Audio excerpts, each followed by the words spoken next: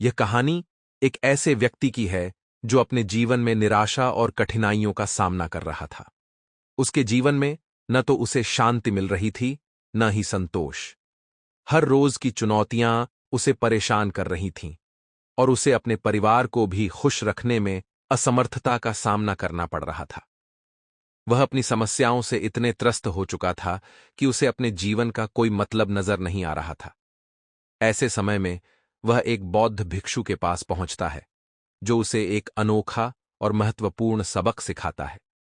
इस कहानी के माध्यम से हम सीखते हैं कि कैसे कठिनाइयों और चुनौतियों का सामना करते हुए हमें हार नहीं माननी चाहिए, बल्कि हर बार उठकर अपने प्रयासों को और भी मजबूत बनाना चाहिए।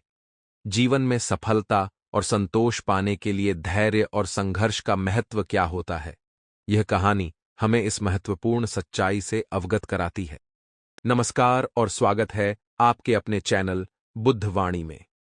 मैं सूरज और यह चैनल समर्पित है भगवान गौतम बुद्ध की शिक्षाओं, उनके प्रेरणादायक जीवन और बौद्ध धर्म के अद्भुत संदेशों को सभी तक पहुंचाने के लिए। एक बार एक बहुत ही दुखी व्यक्ति एक बौद्ध भिक्षु के पास आकर कहता है, मैं अपने जीवन से बहुत दुखी हूं। मैं अपनी पत्नी, अपने बच्चों और अपने परिवार को भी खुश नहीं रख सकता। मैं स्वयं के लिए भी कुछ नहीं कर पा रहा। कभी कभी तो मुझे अपने जीवन को समाप्त कर लेने के भी विचार आते हैं। आप इतने ज्ञानी हैं, इतनी साधनाएं करते हैं, क्या आप मुझे कोई ऐसा रास्ता बता सकते हैं जिस पर चलकर मैं अपने बुरे हालातों से बाहर आ सकूं? मेरा बहुत बुरा समय चल रहा है। 2 वक्त के खाने का इंतजाम करना भी मेरे लिए मुश्किल होता जा रहा है।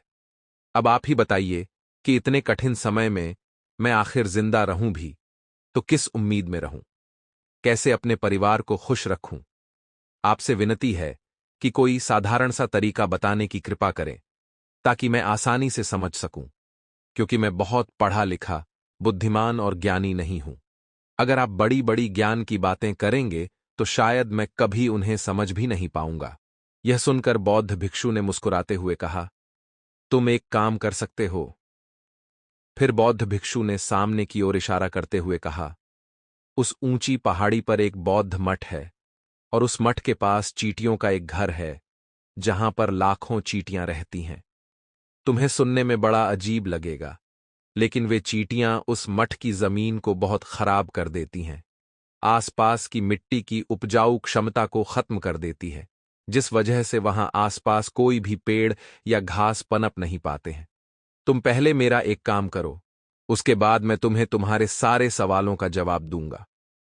तुम अगले 7 दिनों तक रोज उस पहाड़ी पर जाओ और उन चींटियों के घर को तहस नहस कर दो, उसे तोड़ दो। जब भी तुम्हें मठ के आसपास चींटियों का कोई घर दिखे तो उसे उसी समय तहस नहस कर दो। लेकिन याद रहे, घर को तोड़ने के दौरान कोई भी चींटी मरनी नहीं चाहिए। बौद्ध भिक्षु की इन बातों को समझने का प्रयास करते हुए वह आदमी वहां से चला गया। शायद उसे कुछ समझ नहीं आ रहा था कि बौद्ध भिक्षु उससे ऐसा क्यों करवा रहे हैं। वह मन ही मन सोचता जा रहा था कि बौद्ध भिक्षु तो उन चींटियों पर अन्याय कर रहे हैं, उनका घर तोड़वा रहे हैं, उनका नुकसान करवा रहे हैं। आखिर कौन महात्मा ऐसा तुच्छ कार्य करेगा? लेकिन फिर भी वह बौद्ध भिक्षु की बातों को मानते हुए अगले दिन से ही पहाड़ी पर जाना शुरू कर देता है। जब वह पहले दिन पहाड़ी पर पहुंचा तो उसने देखा कि बहुत सारी चींटियां अपना भोजन जुटाने में लगी हुई हैं। सारी चींटियां एक कतार से चल रही हैं और अनाज के छोटे छोटे कण उठाकर अपने घर में इकट्ठा कर रही हैं। ये देखकर पहले तो उस व्यक्ति का मन कमजोर पड़ गया। उसने सोचा कि ये इतना कड़ा परिश्रम करके अपने लिए घर में भोजन इकट्ठा कर रही है, और अगर मैं इनके घर को तबाह कर दूंगा तो इन्हें कितना बुरा लगेगा। लेकिन फिर उसने बौद्ध भिक्षु की बातों को याद करते हुए चींटियों के घर को तोड़ना शुरू कर दिया। जल्द ही चींटियों में हाहाकार मच गया। वे जान बचाकर इधर उधर भागने लगीं। अभी तक जो एक कतार से चल रही थीं, वे बिखर गईं और इधर उधर भागने लगीं। थोड़ी देर में घर टूट गया और सारी चींटियां अपनी जान बचाने के लिए इधर उधर जाकर छुप चुकी थीं। यह करने के बाद वह व्यक्ति बड़े दुखी मन से वापस अपने घर लौट आया। उसका मन अशांत था, दुखी था और पश्चाताप से भरा हुआ था। फिर उसने रात में अपने बिस्तर पर लेटे लेटे ही सोचा कि अब तो उन चींटियों का घर बर्बाद हो चुका है अब वहां वापस जाने से क्या फायदा होगा। महात्मा जी ने मुझे चींटियों का घर तहस नहस करने के लिए कहा था, जो कि मैं कर चुका हूं। लेकिन फिर कुछ सोचकर उसने अगले दिन वापस पहाड़ी पर जाने का निश्चय किया और सुबह होते ही वह उसी पहाड़ी पर पहुंच जाता है। पहाड़ी पर पहुंचते ही वह उसी जगह पर जाता है जहां एक दिन पहले उसने चींटियों के घर को बर्बाद किया था। लेकिन वह यह देखकर चौंक जाता है कि चींटियों ने फिर से अपना घर उसी जगह पर बना लिया था और अब वे फिर से अपने घर के लिए सामान इकट्ठा करने के काम में लगी हुई थीं। यह देखकर उस व्यक्ति ने मन ही मन सोचा कि ये चींटियां कितनी मूर्ख हैं। कल ही इनका घर इसी जगह पर बर्बाद किया गया था और उन्होंने उसी जगह पर फिर अपना नया घर बना लिया। यह सोचकर वह आदमी हंसने लगा, लेकिन फिर से महात्मा की बातों को याद करते हुए उसने दोबारा उन चींटियों के घर को तबाह करना शुरू कर दिया। फिर से उन चींटियों के झुंड में हाहाकार मच गया और वे सभी जान बचाकर इधर उधर भागने लगीं। देखते ही देखते उनका घर फिर से बर्बाद हो चुका था और वह व्यक्ति थोड़ा संतोष के भाव से कि इस बार तो मैंने अच्छे से इनके घर को तबाह कर दिया है, अब तो ये चींटियां यहां अपना घर बना ही नहीं पाएंगी। इसीलिए जाने से पहले उसने उस घर पर ठंडा पानी भी डाल दिया ताकि चींटियां उस जगह अपना घर ना बना सकें। और इस तरह अपना कार्य पूरा करके वह व्यक्ति वापस अपने घर आ गया। आज रात बिस्तर में लेटे लेटे वह व्यक्ति फिर से यही सोच रहा था कि क्या महात्मा यह सही काम करवा रहे हैं? क्या किसी का घर बर्बाद करवाना किसी सिद्ध पुरुष को शोभा देता है? और क्या होगा अगर वह महात्मा कोई सिद्ध पुरुष ही ना हो? कहीं वे मुझे मूर्ख तो नहीं बना रहे? लेकिन फिर उसने निश्चय किया कि पहले मैं अपने काम को पूरा कर लेता हूं, उसके बाद ही पता चलेगा कि वह महात्मा मुझसे ऐसा क्यों करवा रहे हैं और वह कोई सिद्ध पुरुष है भी या नहीं। और यही सोचकर वह व्यक्ति रात में सो जाता है। अगले दिन सुबह उठकर वह व्यक्ति फिर उसी पहाड़ी की तरफ चला जाता है। पहाड़ी पर पहुंचकर वह उसी जगह पर जाता है जहां पर उसने चींटियों के घर को तोड़कर उस पर ठंडा पानी डाल दिया था। और वह यह देखकर खुश हो जाता है कि वहां पर कोई भी घर नहीं था, सारी चींटियां वहां से भाग चुकी थीं। तो उसने सोचा कि अब मेरा रोज रोज आने का क्या मतलब, क्योंकि चींटियां तो अब इस स्थान को छोड़कर जा चुकी हैं। लेकिन बौद्ध भिक्षु ने मुझे 7 दिनों तक रोज आने के लिए कहा था और आज तो बस तीसरा ही दिन है, तो बाकी के 4 दिनों तक यहां आने से क्या फायदा होगा। यही सोचकर उसने निर्णय लिया कि यहां से वह सीधा उन्हीं बौद्ध भिक्षु के पास जाएगा और वहां पहुंचकर उन्हें सारी कहानी बता देगा। जब वह वापस मुड़कर उस पहाड़ी से उन बौद्ध भिक्षु की कुटिया की तरफ जाने लगा, तभी अचानक उसकी नजर एक और घर पर पड़ी, जो कि चींटियों का ही बनाया हुआ था। मतलब कि उस घर को उन्हीं चींटियों ने ही बनाया था और अब वे चींटियां नए घर में वास कर चुकी थीं। यह नया घर उनके पुराने घर से थोड़ी ही दूरी पर था। जब उस व्यक्ति की नजर उस घर पर पड़ी तो उसने सोचा कि शायद महात्मा को पता था कि ये चींटियां एक घर टूटने के बाद मठ के आसपास ही दूसरा घर बना लेंगी, इसीलिए उन्होंने मुझे 7 दिनों तक लगातार आने के लिए कहा था। और यह सोचकर वह उन चींटियों का नया घर तोड़ने पहुंच जाता है। जब वह वहां पहुंचा तो चींटियां उसी तरह अपने काम में लगी हुई थीं। वे अपने लिए खाना इकट्ठा कर रही थीं और अपने नए घर में जमा कर रही थीं। जब पुराना घर टूटा था, वहां भी अनाज के कण बचे हुए थे, तो वे चींटियां वहां से भी अनाज के कण इकट्ठा करके अपने नए घर में ला रही थीं। अब यहां यह सब देखकर उस व्यक्ति का मन थोड़ा कमजोर पड़ गया, क्योंकि वह खुद भी कमजोर था, खुद भी समय का मारा हुआ था। इसीलिए उसके मन में उन चींटियों के प्रति दया का भाव जन्म ले रहा था। उनके ऊपर उसे दया आ रही थी। वह चाहता था कि वह उनकी सहायता करे, लेकिन वह उल्टा उनको नुकसान पहुंचा रहा था। लेकिन उन बौद्ध भिक्षु की बातों को याद करते हुए उसने फिर से उनके घर को तोड़ने का निश्चय किया और उसने इस बार बिना किसी चींटी को नुकसान पहुंचाए बड़ी ही सावधानी से उस घर को तोड़ना शुरू कर दिया। समय थोड़ा ज्यादा लगा, क्योंकि किसी भी चींटी को नुकसान न पहुंचाने की शर्त बौद्ध भिक्षु ने पहले ही रख दी थी। इसीलिए वह बड़ी ही सावधानी से उन चींटियों के घर को तबाह करने में लग गया। लेकिन इस बार जब उसने चींटियों का घर तबाह किया तो उसने मन ही मन सोचा कि ये बौद्ध भिक्षु भी बड़ी विचित्र बातें करते हैं। पहले किसी को नुकसान न पहुंचाने की शर्त रखते हैं और फिर कहते हैं कि उनका घर बर्बाद कर दो। और यह सोचते हुए अब उसके मन में यह सवाल उठ रहा था कि आखिर यह महात्मा मुझसे ऐसा क्यों करवा रहे हैं, इससे मेरे जीवन में क्या फर्क पड़ेगा।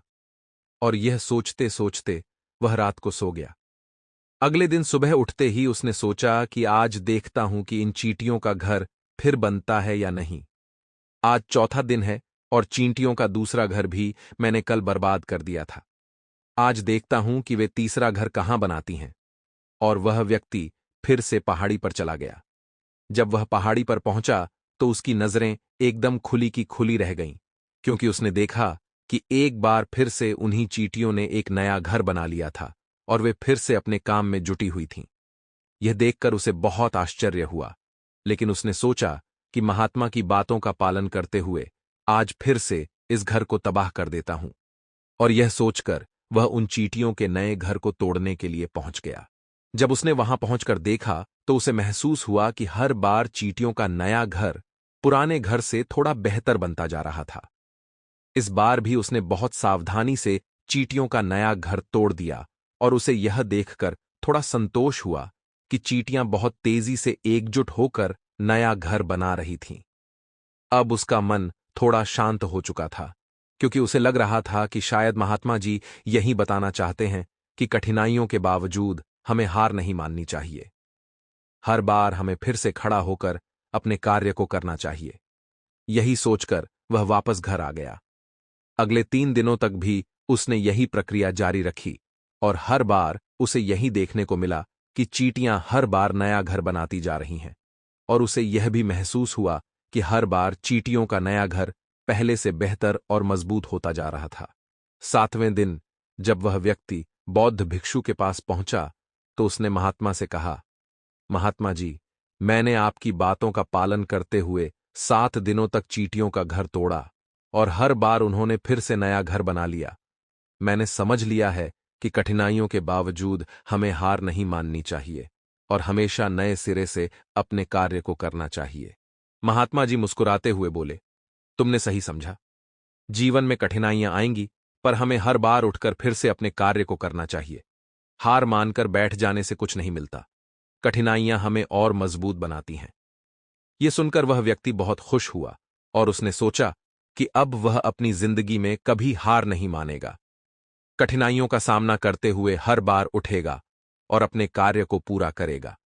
और इस तरह वह व्यक्ति बौद्ध भिक्षु की बातों को अपने जीवन में आत्मसात कर खुशी खुशी अपने घर की तरफ रवाना हो गया। भिक्षु से मिले मार्गदर्शन और सबक ने उस व्यक्ति के जीवन में एक महत्वपूर्ण मोड़ ला दिया। धीरे धीरे उसने अपने भीतर के डर और निराशा को दूर करना शुरू किया। उसने अपनी चुनौतियों को अवसरों में बदलने की कला सीख ली। भिक्षु के शब्दों ने उसे जीवन की वास्तविकता को नए दृष्टिकोण से देखने की क्षमता दी। कुछ महीनों बाद वह व्यक्ति अपने परिवार के साथ फिर से खुशहाल जीवन जीने लगा। उसकी मेहनत और समर्पण ने न केवल उसके खुद के जीवन को बदल दिया, बल्कि उसने अपने आसपास के लोगों को भी प्रेरित किया। उसके जीवन में आया यह परिवर्तन एक मिसाल बन गया, जो यह साबित करता है कि सही मार्गदर्शन और अडिग संकल्प से कोई भी व्यक्ति अपनी परिस्थितियों को बदल सकता है। अंततः उसने यह सीख लिया कि जीवन में चाहे कितनी भी कठिनाइयां आएं, हमें हार नहीं माननी चाहिए। सच्ची खुशी और सफलता उसी के हिस्से में आती है जो चुनौतियों का सामना करते हुए धैर्य और समर्पण के साथ अपने लक्ष्यों की ओर बढ़ता रहता है। इस तरह भिक्षु के सबक ने उसकी जिंदगी को नए सिरे से जीने का मकसद दिया और उसे अपनी खोई हुई शांति और संतोष वापस दिलाई। सही मार्गदर्शन और अडिग संकल्प से कोई भी व्यक्ति अपनी परिस्थितियों को बदल सकता है। अंततः उसने यह सीख लिया कि जीवन में चाहे कितनी भी कठिनाइयां आएं, हमें हार नहीं माननी चाहिए। सच्ची खुशी और सफलता उसी के हिस्से में आती है जो चुनौतियों का सामना करते हुए धैर्य और समर्पण के साथ अपने लक्ष्यों की ओर बढ़ता रहता है। इस तरह भिक्षु के सबक ने उसकी जिंदगी को नए सिरे से जीने का मकसद दिया और उसे अपनी खोई हुई शांति और संतोष वापस दिलाई।